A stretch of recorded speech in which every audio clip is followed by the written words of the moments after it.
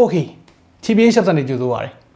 ဒီနေ့ကတော့မှောင်မဲမဲထဲမှာပဲဗီဒီယိုလေးတစ်ခုရိုက်လိုက်တယ်ဘာဖြစ်လို့လဲဆိုတော့ကျွန်တော်ဒီနေ့ showcase လုပ်ပေးမဲ့ Realme 9ဆိုတဲ့ဒီ mid-range smartphone အသစ်ကကျွန်တော်တို့စမ်းဘူးသမျှ mid-range တွေထဲမှာလုံးလိုက်အကောင်းဆုံးလို့ပြောလို့ရမယ်လို့ထင်တယ်ဆိုတော့ဆက်ကြည့်လိုက်အောင်ကင်မရာဘာညာကောင်းတာတော့ကောင်းတာပဲပေါ့နော်ဒါပေမဲ့ကျွန်တော်တို့ရှေးမှုမပြတ်လေးပေါ့ build quality နဲ့ design နေစပြောမယ်ဒီ Realme 9ကအဝေးကနေကြည့်လိုက်မယ်ဆိုလို့ရှိရင်တော့ Realme ရဲ့တခြားသောဖုန်းတွေနဲ့ design language ကအတူတူပဲပေါ့နော်ဘေးပေါင်တွေမှာ metal sansan matte ဖြစ်တဲ့ material လေးကိုသုံးထားတယ် metal တော့မဟုတ်တော့ဘူး plastic ကိုပိတ်လုပ်ထားတာပေါ့နော်အနောက်ဘက်ကိုကြည့်လိုက်မယ်ဆိုလို့ရှိရင်လည်းကျွန်တော်တို့ကင်မရာမိုဂျူးရှိတဲ့နေရာတို့ကင်မရာတွေထားတဲ့ပုံစံတို့ Realme logo တို့အဲ့ဒါတွေကအရင်တုန်းကမြင်နေကြ design တွေပဲဒါပေမဲ့အရင်တုန်းကနဲ့မတူဘဲနဲ့ဒီ Realme 9မှာနည်းနည်းထူးခြားတဲ့ design ကသူ့ရဲ့အနောက်ဘက်က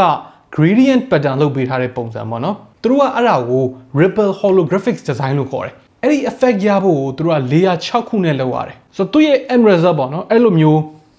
ခက်ခဲတွေလုပ်ပြီးတော့ထွက်လာတဲ့ result ကလို့ပြောမလဲဖုန်းကအလင်းထဲမှာဒီလိုမျိုးလေးကြည့်လိုက်မယ်ဆိုလို့ရှိရင်ဟုတ်သူ့ရဲ့ back cover တပြေးညီတယ်မဟုတ်နေပဲနဲ့နည်းနည်းလှိုင်းတွန်လေးတွေဖြစ်နေတဲ့ခံစားချက်မျိုးလေးရတယ် settle တော့တော်တော်ဖြစ်တယ်ဒါပေမဲ့မိုက်တယ်ပေါ့နော် build quality ဘိုင်းမှာလည်းချစ်လေးရှိတယ်ကျွန်တော်ခုနကပြောသလိုမျိုးပဲဘေးပေါင်တွေကလည်း matte ဖြစ်သလိုအနောက်ဘက်ကလည်း matte finish ပဲကျွန်တော်အခုကင်ထားတဲ့ဒီအဖြူရောင်မှာတော့လက်ရအနည်းလေးတော့ထင်တယ်matte ဖြစ်နေလို့လက်ရလုံးဝမထင်တာမျိုးမဟုတ်ဘူးပေါ့နော်ဆိုတော့ဒီဖုန်းကဒီ physical dimension တွေမှာဆိုလို့ရှိရင်နည်းနည်းသေးတဲ့အထဲမှာပါတယ်ပေါ့အခု2022ရဲ့ standard နဲ့ကြည့်လိုက်မယ်ဆိုလို့ရှိရင် 6.4 inch screen တို့ 7.99 mm အထူတို့178 gram တို့အဲ့ဒါတွေကပေါ့တယ်ပါတယ်ကြည့်လေးရှိတယ်နည်းနည်းသေးတဲ့ဘက်ချမ်းရောက်တယ်လို့ပြောရမယ်ဆိုတော့ကျွန်တော်ကတော့ဒီ design ကိုသဘောကျတယ်1 handed သုံးမယ်ဆိုလို့ရှိရင်လည်းအဆင်ပြေသုံးလို့ရတယ်ပေါ့ပွားလည်းရှိတယ်ဒီဘယ်ဘက်မှာ sim tray ရဲ့ volume rocker ရဲ့ရှိမယ်ညာဘက်မှာ power button ရှိမယ် fingerprint ကကြတော့ကျွန်တော်တို့ under display fingerprint ဖြစ်သွားတယ် speed ကလည်းမြန်တဲ့လောက်မြန်တယ် display တိုင်းမှာကြတော့သူက 6.4 inches 1080p plus 90 Hz အဲ့ဒါကိုမှ AMOLED ပေါ့နော်ဆိုတော့သူ့ရဲ့ color accuracy လေးတွေကောင်းတယ်သူ့ရဲ့ brightness လည်းတင်းတဲ့အနေအထားမှာရှိတယ် brightness ကို 1024 levels အထိအတိအကျအသေးစိတ်ကျွန်တော်တို့ချိန်ညှိလို့ရတယ် Corning Gorilla Glass 5 နဲ့အုပ်ပေးထားတယ် peak brightness က1000 nits ရတယ်ဆိုတော့ mid range level မှာတော့တော်တော်လေးကောင်းတဲ့ display ပါဒီတက်ပို့ပြီးတော့ matte လောက်စေရဆိုလို့120 Hz ပဲကျန်တော့မယ်ဗျာတခုသဘောမကျတာကသူ့မှာ stereo speaker မပါဘူးဆိုတော့ဒီတခုကိုပိတ်လိုက်မယ်ဆိုလို့ရှိရင်အတန်းတော်တော်လစ်သွားပြီ multimedia ဘိုင်းနေပြီးသွားပြီသူ့ရဲ့ build quality design နေပြီးသွားပြီဆိုတော့ကင်မရာပဲလေးဆက်ရအောင်ကင်မရာကတော့ဒီဖုန်းရဲ့အဓိကမင်သားပဲပေါ့နော်သူ့မှာကင်မရာအနောက်မှာ3လုံးပါတယ်108 megapixel main camera 108 megapixel ဆိုပေမဲ့တခြားသော108 megapixel တွေနဲ့မတူဘူးသူက Samsung ရဲ့ ISOCELL HM6 ကိုသုံးထားတယ် pixel 6ခုကိုတစ်ခုအနေနဲ့ binding လုပ်ပြီးတော့12 megapixel ပုံတွေကိုထုတ်ပေးမှာဆိုတော့အဲ့လိုမျိုးပုံမှန် 4:1 pixel binding မဟုတ်ဘဲနဲ့ 9:1 pixel binding ဖြစ်သွားတဲ့အတွက်တခြားသော specification ခက်ဆင်ဖုန်းတွေနဲ့ရှင်းလိုက်မယ်ဆိုလို့ရှိရင် low light performance ကတော်တော်လေးကိုကောင်းလာလိမ့်မယ်။ဒါ theory အရပေါ့။ဆိုတော့တကယ်ရောဘယ်လိုနေလဲအဲ့ဒါတစ်ချက်ကြည့်အောင်။ဆိုတော့ဒီနေရာမှာကျွန်တော်ပထမဦးဆုံးlow light မဟုတ်တဲ့ရိုးပုံလေးတွေရိုက်ထားတယ်ပေါ့နော်။ဒီနေရာမှာတော့သူကိုပဲဒီလားတယုံ mid range တွေကလည်းဒါတော့ကောင်းနေကြပြီဗျာ။ဒီနေရာမှာတော့တိတ်ပြီးတော့ပြောစရာမရှိဘူး။ပြောစရာရှိတာဘယ်မှာစလဲဆိုတော့သူ့ရဲ့ night mode ကကျွန်တော်သုံးဘူးသမျှဒီဈေးဝင်းကျင် smartphone တွေထဲမှာအကောင်းဆုံးပဲလို့တော့ပြောလို့ရတယ်။ဘာဖြစ်လို့လဲဆိုတော့တခြားပုံမှန်ဒီ mid range phone တွေမှာဆိုလို့ရှိရင် night mode နဲ့ဖွင့်ပြီးရိုက်လိုက်ပြီဆိုလို့ရှိရင်ဘာဖြစ်သွားလဲဆိုတော့လင်းသွားတယ်ဗျာနော် night mode ရဲ့အဓိပ္ပာယ်ကလင်းသွားရမှာပဲမဟုတ်လားဟုတ်တယ်မလားအမှောင်တွေကနေပြီးတော့လင်းသွားအောင်ရိုက်လိုက်ရမှာမဟုတ်ဘူးလားလို့မင်းဟုတ်တာတော့ဟုတ်တယ်ဒါပေမဲ့တော်တော်များများရဲ့လင်းသွားတဲ့ပုံစံကတိတ်ပြီးသဘာဝမကျဘူးဗျာဆိုတော့ဒီ night mode နဲ့ night mode မဟုတ်တဲ့ပုံလေးတွေနဲ့ကိုရှင်းကြည့်လိုက် auto နဲ့ရိုက်တာပေါ့နော်ပုံမှန်ရိုက်တာပိုပြီးတော့လင်းနေသေးတယ် exposure ပိုတော့များနေသေးတယ်ဒါပေမဲ့ကျွန်တော်ရဲ့ personal preference အရာ night mode နဲ့ရိုက်ပြီးထွက်လာတဲ့ပုံတွေကိုပိုပြီးတော့သဘောကျတယ် ဘာလို့လဲဆိုတော့သူ့ရဲ့အလင်းရောင်ကိုကင်တွယ်တဲ့ပုံစံဗျာအဲ့ဒီပုံစံကတခြားဖုန်းတွေနဲ့မတူဘူးသူက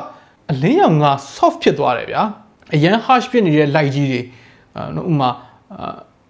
အရန်မှောင်နေတဲ့အခန်းမှာမီးအရန်လင်းနေတဲ့ဟာကြီးဖွင့်ထားတယ်ဆိုလို့ရှိရင်အဲ့ဒါကြီးစူးပြီးထွက်နေတာမျိုးပေါ့နော်အဲ့ဒါမျိုးမရှိတော့ဘဲနဲ့ဒီနေရာမှာအလင်းရောင်လေးက soft ဖြစ်သွားတယ်ဥပမာဒီ neon မီးတွေကိုကြည့်လိုက်မယ်ဆိုလို့ရှိရင်အဓိကသိတာလိမ့်မယ်လို့ထင်တယ်ဗျာပြီးတော့သူကမှောင်တဲ့နေရာပေါ့နော်မှောင်ထိုက်တဲ့နေရာကိုလည်းသူကအရန်ကြီးလင်းမပေးလိုက်ဖ ೇನೆ မှောင်လေးပဲထားတယ်ဆိုတော့တဘာဝကြတယ်အပြင်ကမျက်လုံးနဲ့မြင်ရတဲ့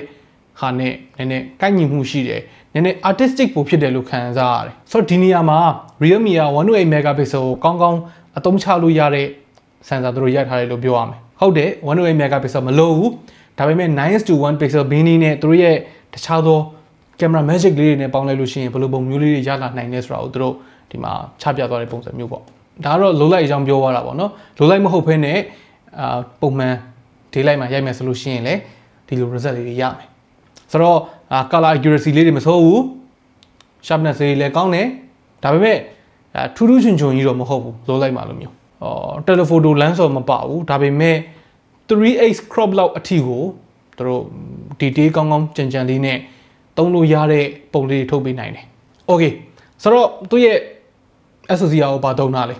SoC ကတော့ဒီနှစ် mid range phone တွေအများဆုံးမှာတွေ့ရတဲ့ Snapdragon 680ကိုသုံးထားတယ် Snapdragon 680ရဲ့ performance ကဘယ်လောက်ရှိလဲဆိုတာကိုသိချင်ရင်ကျွန်တော်တို့ Snapdragon 680 SoC review ကိုတက်လုပ်ပေးထားတာရှိတယ်ပေါ့နော်အဲ့ဒါကိုသွားကြည့်လိုက်လို့ရတယ်ပုံမှန် day to day မှာမဆိုးဘူးဒါပေမဲ့ game တွေပါတယ်ဆောက်မယ်ဆိုလို့ရှိရင်တော့အရင်ကောင်းတဲ့ SoC ထဲမှာမပါဘူးတပေါ efficient ဖြစ်ဖို့ပို့ပြီးတော့ဦးစားပေးထားတဲ့ efficiency ဘက်ကိုတွားထားတဲ့ SoC so battery ဘိုင်းမှာကျတော့ဒီကောင်းမှာ 5000 mAh ပါတယ်သူ့အသွင်းမှုအတွက် dart charge 33 watt fast charging ရမယ်ဆိုတော့ဒီ SoC ရဲ့ဒီ battery ရဲ့နှစ်ခုပေါင်းလိုက်လို့ရှိရင်